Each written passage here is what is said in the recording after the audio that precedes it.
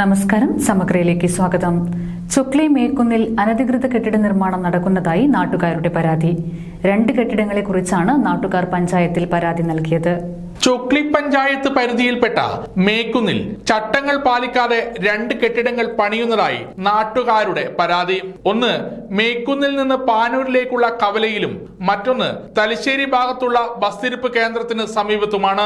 65ഓളം വർഷം പഴക്കമുള്ള കെട്ടിടങ്ങൾ കാറ്റിലും മഴയിലും പൊളിഞ്ഞു വീഴുമെന്ന അവസ്ഥയിൽ അപകട ഭീഷണി ഉള്ളതിനാൽ പ്രദേശവാസികളുടെ നിരന്തര സമ്മർദ്ദത്താൽ പൂർണ്ണമായും പൊളിച്ചു മാറ്റിയിരുന്നു.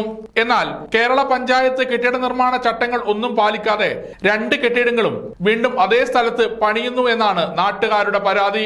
പ്രാദേശിക പൊതുപ്രവർത്തകരും നാട്ടുകാരുമാണ് പരാതിയുമായി പഞ്ചായത്തിനെ സമീപിച്ചത്.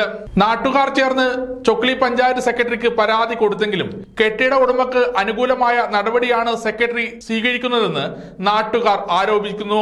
മേക്കുന്ന് ജംഗ്ഷനിൽ പൊളിച്ചു മാറ്റപ്പെടേണ്ട ബിൽഡിംഗ് അത് അപകടാവസ്ഥയിലായതിന് കാരണം പൊളിച്ചു മാറ്റുകയും ആ ബിൽഡിങ് റോഡിന് അസൗകര്യമായ രീതിയിൽ പുനർനിർമ്മിക്കുന്ന പ്രവൃത്തി നടക്കുകയുണ്ടായി.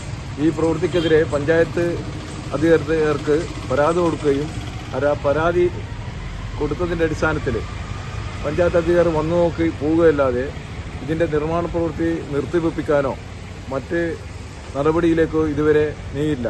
ഇതുമായി ബന്ധപ്പെട്ട് പഞ്ചായത്ത് സെക്രട്ടറിയെ കണ്ടപ്പോൾ പഞ്ചായത്ത് സെക്രട്ടറി പറയുന്നത് പുതിയ നിയമപ്രകാരം ബിൽഡിംഗ് പുനർനിർമ്മാണം നടത്താൻ അനുമതി ഉണ്ടാകും. നമ്മൾ അന്വേഷിച്ച് നോക്കുമ്പോൾ അങ്ങനെ ഒരു അനുമതി സർക്കാർ ഇതുവരെ പുറപ്പെടുവിച്ചിട്ടില്ല.